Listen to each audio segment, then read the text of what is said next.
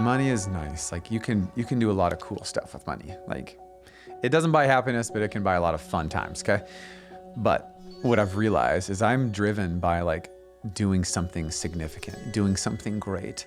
And that you can't, there's not a monetary value in that. It's just, I think you can make money along the way on that journey, but money is not the end. Significance, value, and then ultimately giving back to the world and the community that's given so much to me. That's what I'm driven by. Uncommon Creative, the Film Pack Podcast. So, with this podcast, we're really concerned about not just the technical things and stories of being an entrepreneur, a freelancer, a filmmaker. I'm concerned with talking about the issues of what a holistic life of a creative professional looks like. And one of the things that I get asked a lot about has to do with finances and how to manage money and how to budget for projects and how to bill clients and invoice and how to price yourself. There are so many different money questions, and even on to like how to invest it, how to save, when to spend, when to not, all those things. And so this is a little bit different today. We're kind of doing more of an open, like a round table discussion where there's not much of an outline here. Celeste and Adele are going to be asking questions to me, not like I'm a professional. I did go to school for finance, and I was an honor student, University of Oregon, in the finance department of the business school. But that was a long time ago. So you ladies can just ask me questions, and we're just gonna kind of riff on these. And hopefully that for everyone listening, there's some nuggets in here, some good stuff that you can take and apply to your own personal finances and stuff. So let's kick it off. What's the most burning question? I know there's some questions in the industry that are common, and then there's some other things that are, maybe you guys will have. So let's just go for it. How do you price yourself as a creative professional or as a freelancer? How do you set your price? That strategy has changed over the years. I remember originally it was free, like negative dollars. But like my first like real project, I tried to price myself out at about $25 an hour. I very quickly realized that wasn't quite enough, or at least I feel like I deserved more. So I got it to 50. And then like a few months after that, I was like, 85. I was so scared to like bill someone at over $100 an hour. So I was like, let's go to 85. After that, I had one client kind of balk at that a little bit at $85. After that, I never advertised my hourly rate again. I was always project based. Ultimately, I was trying to make $1,000 a day. That was my goal. And this was, so back in like 2012, I quit my job, had a stay-at-home wife, mom, and I was like, I need 60 grand of income to pay the bills, provide for my family, and do what I need to do. That's like basic. And thankfully for me, in that first year I did it, I was actually able to double that. I was able to do twice that. And then the year after that, I doubled that. If I was stuck to that hourly rate of 25, 50, even the 85, like that's hard to get there. What I brought to the table was beyond an hourly thing. It was more of like I was bringing ideas and innovation to the table, and I wanted to get compensated for that. And so that's kind of generally how I price myself. At what point did you feel like you could go from hourly to a daily rate? I'm curious about that. I never went to a daily rate. I went to a project rate. Okay. And so a client would come to me and I wouldn't talk about hourly stuff. I would never document that in the invoice. Sometimes if they'd ask, I'd be like, how many hours do you do? I'm like, plenty. I'd just be vague. Yeah. Cause the goal was just to make $1,000 a day. So I tried to kind of price out projects. Oh, this project's going to take 3 days, $3,000 plus a little extra for costs and stuff. Always add tax. That's something I've heard, from like freelancers is like, don't undercut yourself.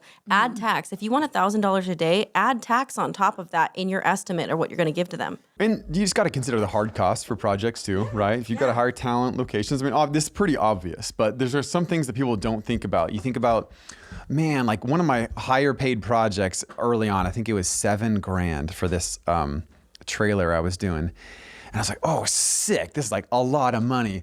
I sunk so many hours and hard costs into that it was not even close to being one of my more profitable projects.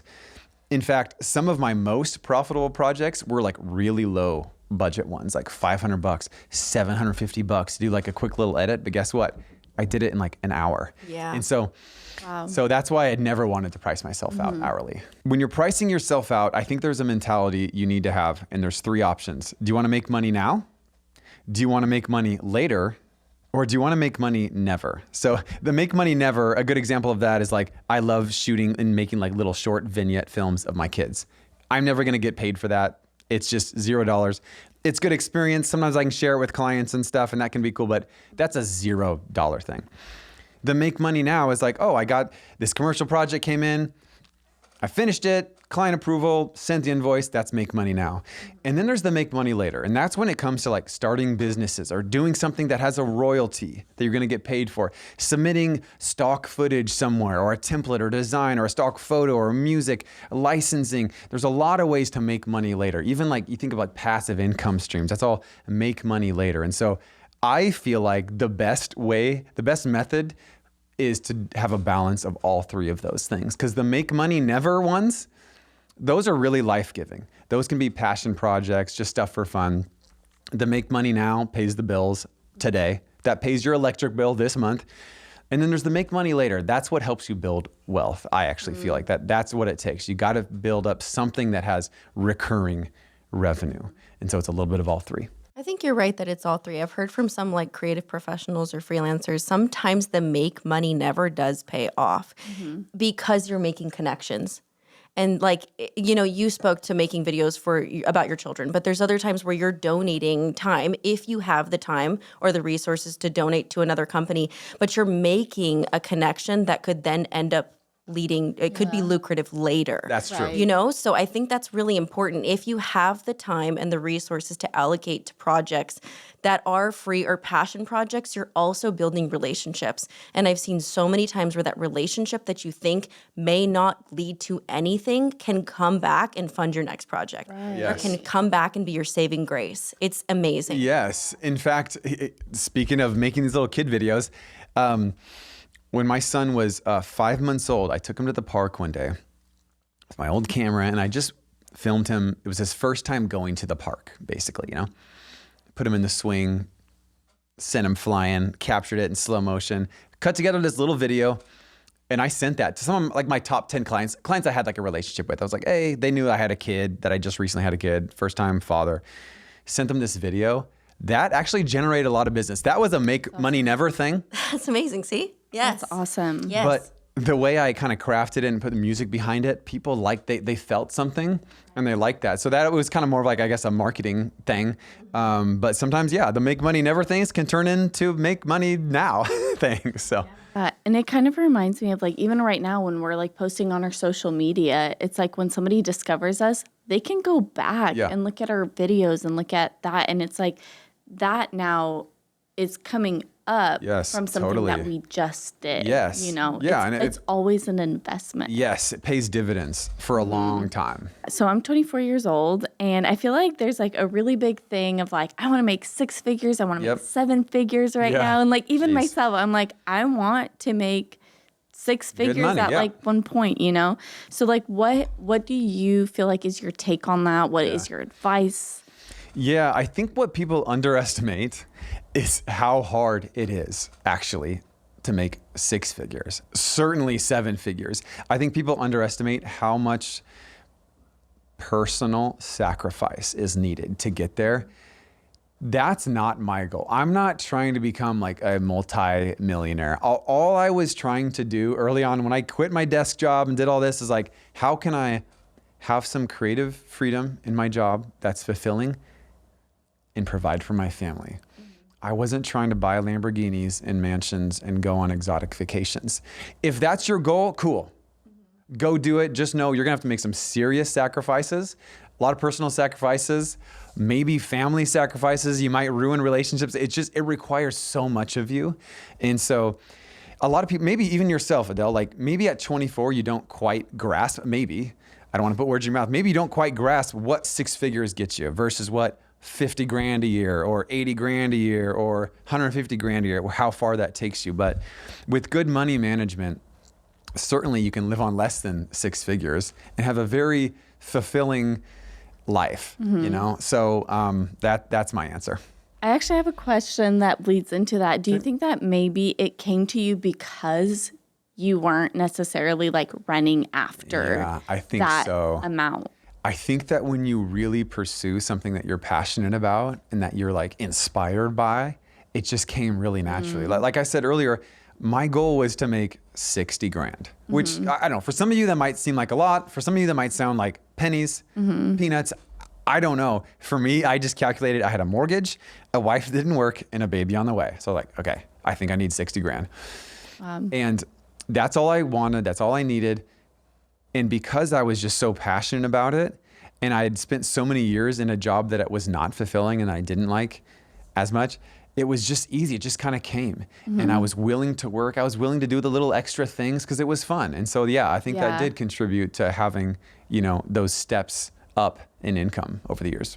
Okay. And then that, I guess, like bleeds into another question. Was there ever a point where you're like, I want to make this amount of money? Like, this is a big amount, like where you almost like were chasing the figure? Yeah. And maybe how that like, impacted you. You know, there is one story I think I can tell here. And, you know, at the risk of oversharing, I had a goal. So I wanted to make $1 million. I wanted to see 7 figures in my bank account, not a year, just total, right? Invested. And I told my wife, who we both drove crappy old used cars that were worth pretty much nothing for so many years. And so I delayed that gratification of like, oh, buying the new Ford F-150, buying the new Jeep, buying the new Range Rover. I delayed that for so many years because I was more concerned with, hey, I want to get to a place in our financial situation where we're comfortable, where I'm not forced to take on jobs that I don't want to do, and I'm not forced to do certain things. And so that took a long time and a lot of restraint to get there. But that was, of all the like financial goals I've had, that was probably one of the more specific ones. And it did pay off. Eventually I did buy 2 new cars for us. And you know, it was really fulfilling. Wow, that's awesome, because I feel like that speaks to like what your motive is, not necessarily like the cash amount, but like your motive. It's like, I want to live like a free life. Yes. So, and that brings up another point too, is that I have never chased money. And I like making money. And if I make, you know, business decisions and stuff that bring money my way, that's great. But instead of chasing money, I feel like I'm chasing like significance. I'm chasing like doing something of value in this world, you know?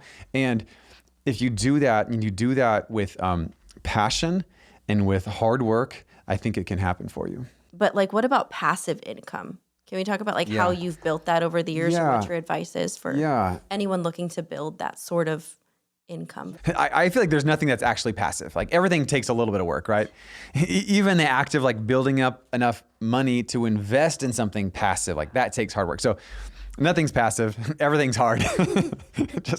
But yeah, so for me, the passive income, like my projects, my video projects, that was like the money now. The passive side was more of like, okay, how can I invest in real estate? You know, and I got our first home. And then we have a second, you know, a short-term rental, kind of a luxury, not luxury, but a premium kind of short-term rental. And then I started doing stock footage. I was like, hey, this is something I can create today. It's like a money later type of thing, right? Something I work hard today. I'm not going to get paid today. I'm not going to get paid tomorrow, not next week, not next month, but over years of time, the royalties and the benefits of working hard then starts to come back. So that's one way. I mean, at least in our industry, my industry, that's one way to do it. There's a whole lot of other ways to create passive income. Finding a marketplace, maybe you're a graphic designer and there's a marketplace that sells poster templates. Like, cool, man, submit your stuff there and see what happens. It takes a lot of hard work and strategy, but I do think that passive income is an important part of the equation. Is there a way to maybe measure like whether you actually will get a return or not, or do you kind of are like everything's a risk? Everything's a risk. And even, you know, I'll use this as a time to tell a story about my first home that we purchased was in 2008, right before the housing crash. And at the time that felt like a solid investment. It's a home, right? Homes are supposed to go up and you make money, and not for me. I bought it. we were totally house poor. I don't want to say we were like broke, but we had $0. Okay. So whatever that word is. And not only did like my income go down because of the recession we were in, but also I was $30,000 underwater on my mortgage, meaning I owed $30,000 more than the house was even worth. And that was such a scary position to be in. And I want to use this as a reminder to people. It's no investment is like automatic. Most investments are not automatic. There's some low yield ones you can get automatic returns, but housing, businesses, they can be very risky. And so I just think people need to know that coming into it, that the home that you anticipate is going to go up 10%, 5% every year. What happens when it goes down 20%? Like it happened to me, like you're in a real tough situation because that's a leveraged investment. Yeah. You know what I mean? So like it's leverage, meaning you can actually lose more than you ever put in. You can actually owe them more money in the end. So be careful with your investments. I do have a lot of investment opinions and insights. One is be careful with real estate investments. It can be very rewarding. It can also be very risky. Okay, well, something that I would love to get your opinion on or learn more about is investing. I feel like investing is so hyped up right now, and everybody's like, you have to invest. You have to have like an account that you're investing in. Like, what's your take on that? There's a lot of ways to invest. I think the way you're asking the question is, I think you're thinking about like investing into like the stock market, mutual funds, stocks and bonds, basically. And that's important, and we can talk about that. But before we do, I want to just address that there are many ways to invest. You can invest in that way. You can invest into real estate. I prefer, for myself, I invest in myself. So yes, I do have some investments, mutual funds, stocks, all that kind of stuff. But if I have extra capital, why not invest in myself? Like, yeah, I trust Tim Cook. He's going to do a good job at Apple. I'll buy some Apple stock. If it goes up, great. I trust myself more. I trust my work ethic and my dedication to my craft more. Like if I have extra capital and I've got a business idea that I think I can execute, that is going to be top priority. And so whether that, for you listening, whether that's your own business, maybe it's your home, maybe it's your neighbor's home that you want to buy, maybe it's your grandma's house, she's moving out, maybe it's something totally different. Maybe it's a friend's business, your friend's starting a coffee shop and she needs $10,000 to like help furnish it, and you're going to be 5% owner if you can do that, just like Shark Tank. Maybe that's the way. Like I think I am totally down with like alternative investments. Just know that those can be really risky. They can also be really rewarding. Okay, then what would you say is like a practical way that you've invested in yourself? One really practical way that I invested in myself is I basically took my deserved salary for many years and took $0 and put it right back into my video business. That's investing in myself. I could have taken that money out and kept skinny on the equipment and gear and all that kind of advertising, marketing side, and just been like, no, I'm gonna put that into a Apple stock. I was like, nah, I'm gonna put my money on myself here. Mm-hmm. And I was at the age and maturity level, I think I could do that and do it pretty well. And so that's one way to invest in yourself. How do you account for taxes when you get paid as a freelancer? Always, save and pay quarterly taxes, just to get out in front of that. I recommend everyone to have a CPA. I don't know if you necessarily need a bookkeeper. It depends on the size of your business, but having a CPA, like a pro who knows tax strategy and all that, that is like highly recommended, especially once you get up over six figures. It's really hard, right? Cutting a check to Uncle Sam for totally 5 and 6 figures, right? Like you don't want to do that. Hire a pro. The one thing that becomes really important when we're talking about investing is once you get to the higher income levels and savings, you really got to be a tax strategist. You can make and lose a lot of money. Arguably more money can be made in your tax decisions than you can in your investment decisions. So that's where you can like make a big difference. And so instead of diving into all of the details of that, I'm just going to say hire a CPA, listen to them and do what they tell you to do and try to keep good records along the way. And then when it comes to my business and like revenue and income, I always look at, okay, what are all the deductions I can take here? Anything that has to do with your office space, gear costs, all that kind of thing. And there's many more, especially for like small business and lower income. There are so many deductions you can take and tax credits you can take. And I took all of those, early on. And you just have to be very thoughtful about it. Don't wait until April 15th every year to start thinking about your taxes. Like it's all year round you should be thinking about it. How fun. Yeah. It's so fun. Another fun topic is budgeting. Let's talk about budgeting, Caleb. Sure. Personal and business budgeting. How have you set yourself up for success? Well, that one's hard because I actually don't feel like I'm that great at budgeting, both on the personal side and business side. I've always just had the mindset of I'm going to try to make as much money as I can and spend the least amount I can. And that worked fine until I got married.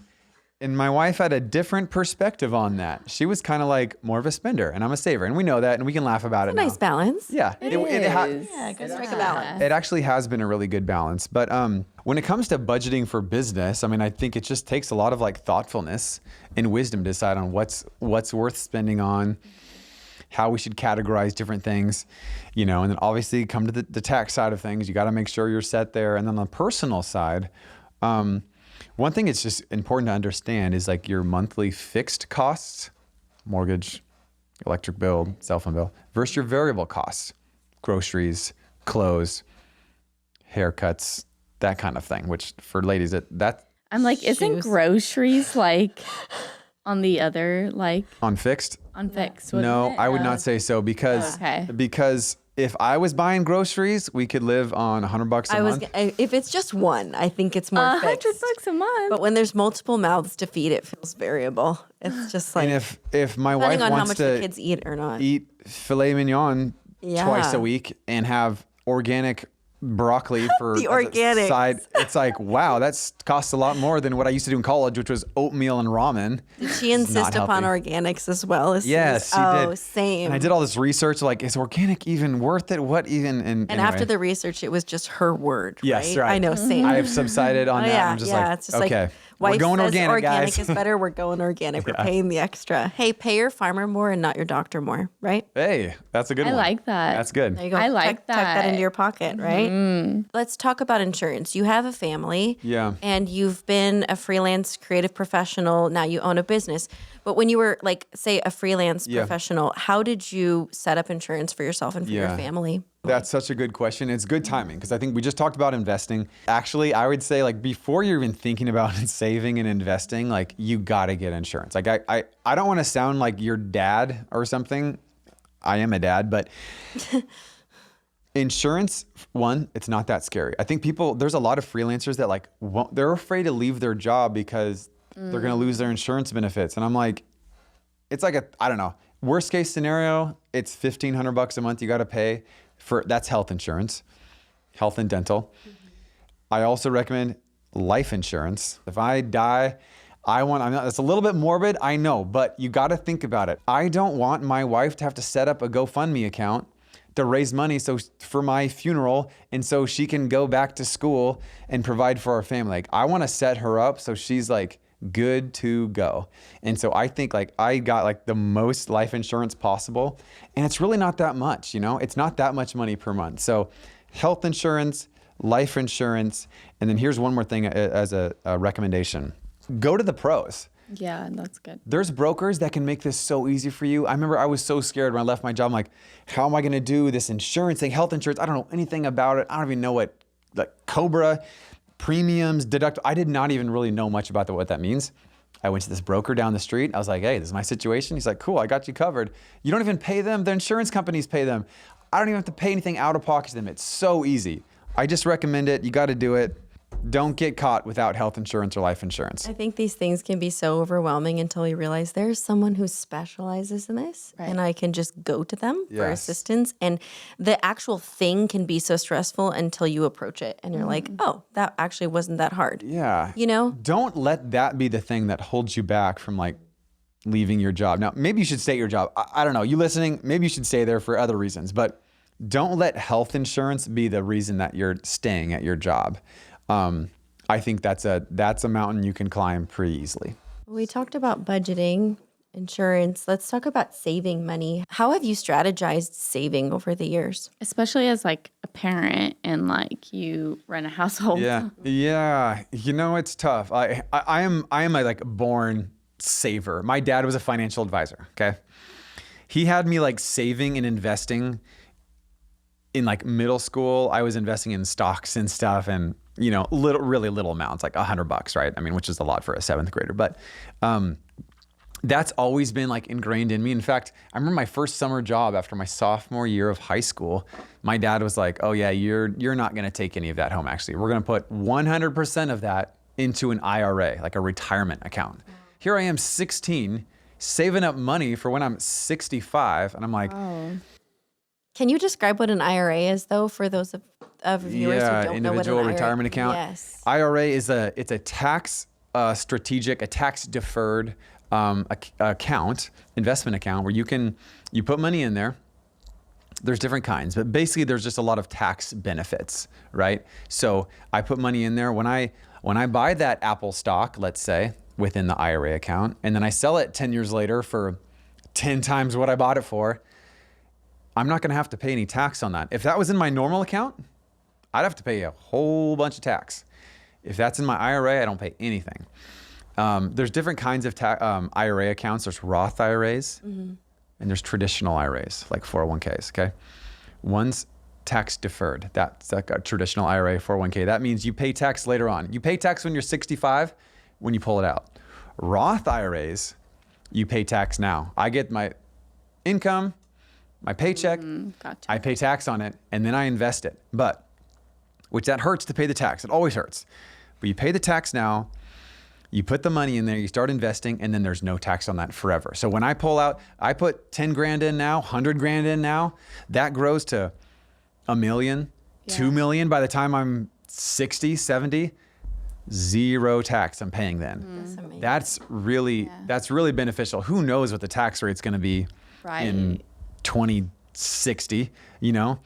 But I'm not going to care because I got most of my money in Roth IRAs. So Yeah, I think it's really important for people to know that like they have a 401k, but to also set up an IRA, like a separate account as well. Yeah. 401ks generally are through, you know, Your employer. employers, and then Yeah. IRAs can be, generally. Independent. Yeah. Just, Right. Yes. I mean, I guess to get a little bit personal, then like, do you feel like that paid off to invest at 16? Like, will you be doing that I think for that your it son? taught, that taught me some good discipline for sure. I look at life and capital and money a little more opportunistic now. So now I would hesitate to do that because I'd be like, oh, 16-year-old Caleb, what if he took that $5,000 that he earned that summer digging trenches?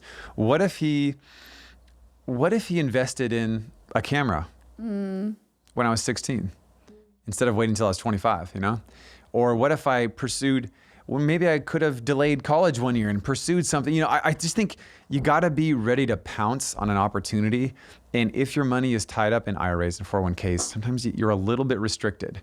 You can always pull it out, but it's with a penalty, 10% penalty, and you have to pay tax. So you have to, it's a personal decision. There's a lot of factors that go into it. I'm not going to sit here and say there's one way that you have to do it. Yeah.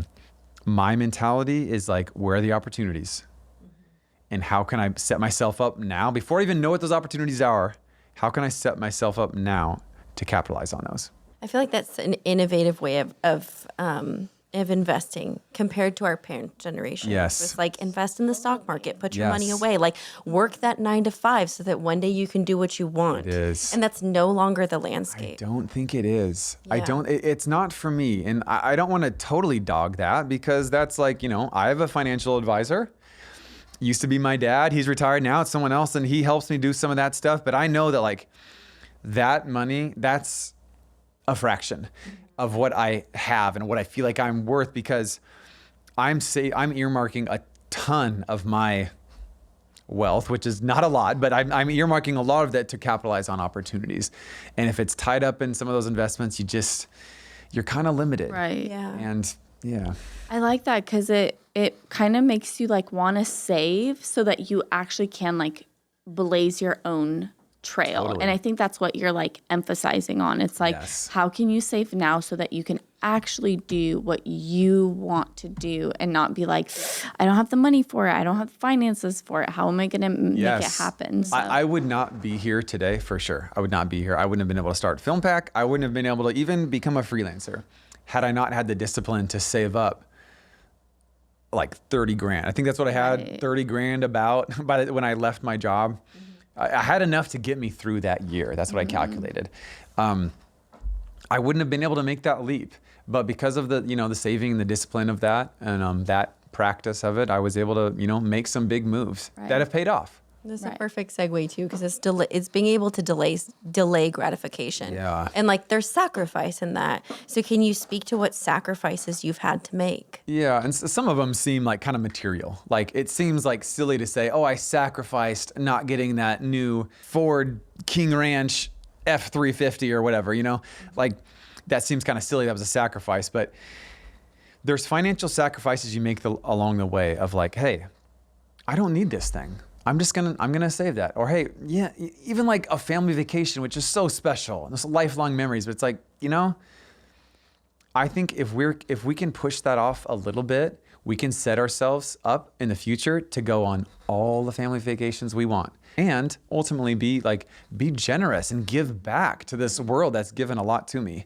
So it seems so simple, but it's like this. We have a culture of instant gratification. Yes. So like that's really hard to do. Actually, it's really hard. I mean, we just scroll to the next. You're celebrated on social media if you can take a picture next to your new Lambo or even just like a whatever. Like you're celebrated for that, and you get the likes, you get the comments, you get the shares, you get the wow, and it's like to kind of like be working hard with your head down in silence for a lot of years. Like there's a lot of honor in that. I think, with like people posting like that too, we can often look at it and think like, oh, wow, they just had that. But what we're not seeing is all the hard work that they actually put into that. Oh, true. You know what I mean? We can look at it and think like, oh, that was so easy. But like there's so many artists who like, it seems like they were a success overnight. But if you look back at their history, they spent 15 years of being completely unknown before they made it in one day or overnight. You know what I mean? It's like it took a lot of discipline and dedication to get there. Money doesn't have like power over you, but you're like, no, I'm actually leveraging money this way. Yeah, to do what I want to do in life. Yeah, and I have this saying, this mentality, and it's this: making money is about hard work. Saving money is about discipline. Giving money is about gratitude. That's the goal really for my wife and I, Betsy, is that like we want to be generous. Like my mom has this story. I think we actually have video footage of it. We're at Easter. I'm 2 years old, just a toddler. I have identical twin brother doing the Easter egg hunt. My brother's like crying because he couldn't find anything. And I guess my grandparents hid it in difficult places. I don't know. I had a bunch though. I had a plethora of Easter eggs. And so I quietly followed behind him and I was taking eggs out of my basket and giving it to him. And I know it's a sweet story. That is I know. It's so like that kid is sweet. Anyway, That's so sweet. What is sweet? That's where Eli gets it from. But like when my obituary is written, I don't care if they say Caleb, the successful filmmaker, entrepreneur, I don't care. If one of the first lines is Caleb was a generous man who impacted his community, that's the win. Right. That's the win. Let's talk about getting or like collecting money from clients. I feel like that could be kind of awkward sometimes to be like. So awkward, especially if it's people you know. Totally. Like you have like personal like friendships and relationships with. Right. I've been very lucky. In my years of doing freelance work and all that, I only got stiffed like twice.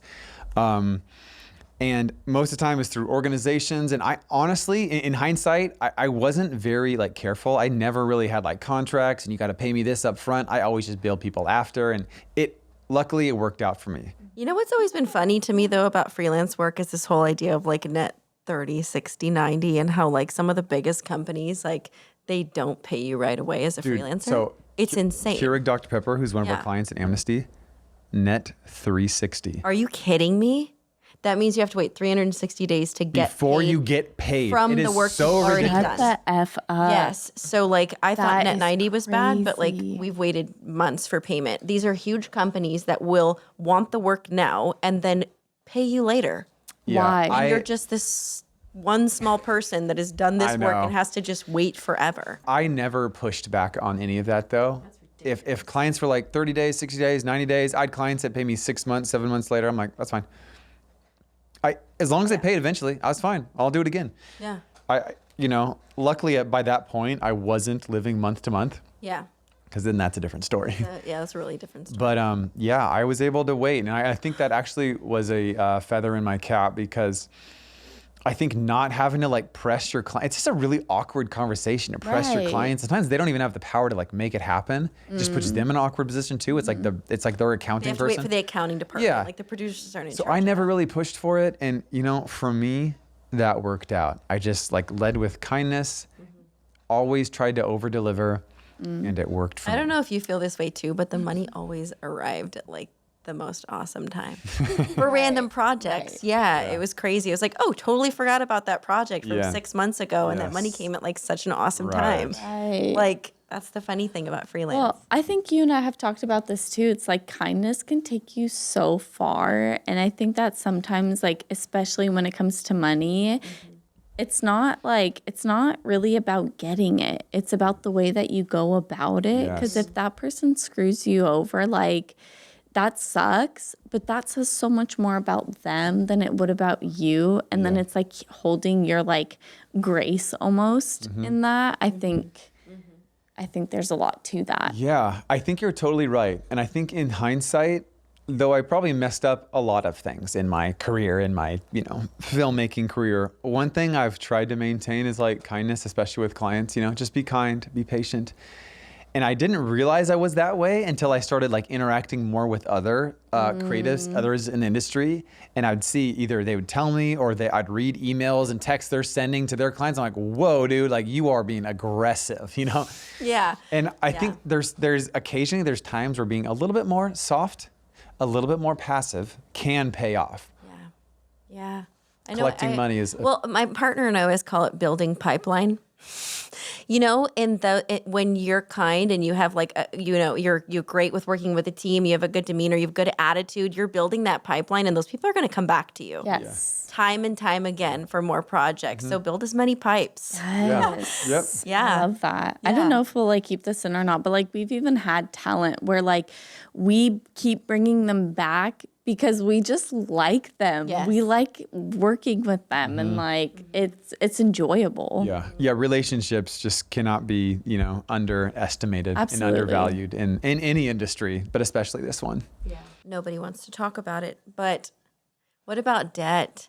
And how do you manage debt? And how do you also like set yourself up to use credit cards in a way that's beneficial? Because I know credit cards have benefits. Like Yes. if used improperly, credit cards can lead you to debt, but used properly, there's a lot of benefits. There can be, yeah. Even on the tax side, there's a lot of strategy with taking on some debt and all of that. But my mentality with my personal life and my business is I don't want to be indebted to anybody.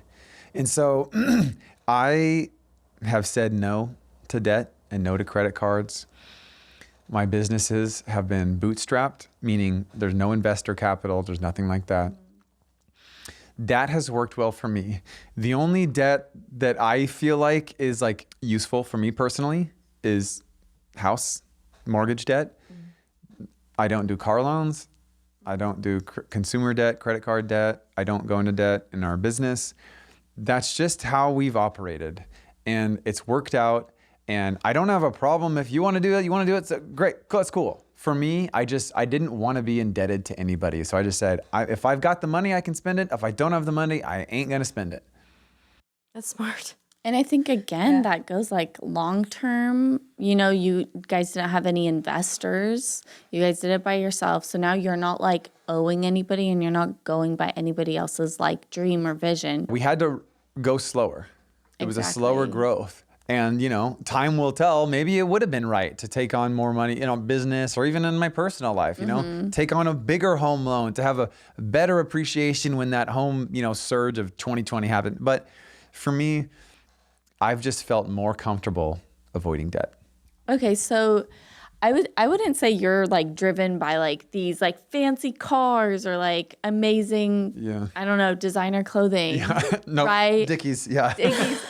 So what would you say you're driven by? Is it like money? Is it freedom? It's not. I mean, the money is nice. Like you can do a lot of cool stuff with money. Like it doesn't buy happiness, but it can buy a lot of fun times. Okay. But what I've realized is I'm driven by like doing something significant, doing something great. And that you can't, there's not a monetary value in that. It's just, I think you can make money along the way on that journey, but money is not the end. Significance, value, and then ultimately giving back to the world and the community that's given so much to me. That's what I'm driven by. Awesome. I love that. Period. And guys, so that's all we got to say about money for today. There's so much more we can talk about. We can hit on those questions later. Please comment on this video if you're watching or if you're listening to the podcast. Comment. I'd love to answer more questions. I have a little bit of insight when it comes to finances and managing money, but that's going to be it for today. Thank you so much for listening. Thank you, Celeste and Adele, for like prompting all those questions. I mean, that's great. It was super fun. Hopefully it was valuable and hopefully it was helpful for you guys as well. Absolutely. Yeah, really enjoyed this so much. You. Later. Uncommon Creative, the Film Pack Podcast.